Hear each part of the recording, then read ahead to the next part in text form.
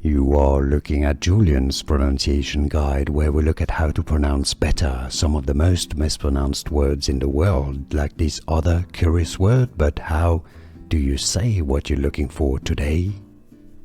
Let's learn once and for all how to pronounce this name of Greek origin. If you want to learn more confusing names pronounced, make sure to stay tuned. I've got more videos for you, meaning blossom in Greek, a classical Greek goddess, Hera, pronounced two different ways, at least in English, hence probably the confusion.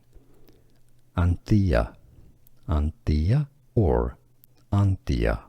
Yes, indeed, you can stress the first or the second syllable. How do you pronounce it yourself? Let us know in the comments. Let everybody know.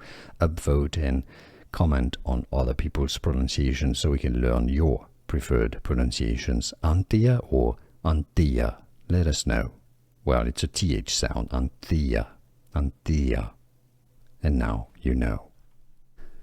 Here are more videos on how to pronounce more confusing words and names too many mispronounced. Like this video if you found it useful. I appreciate your support. I'll see you soon and thanks for watching.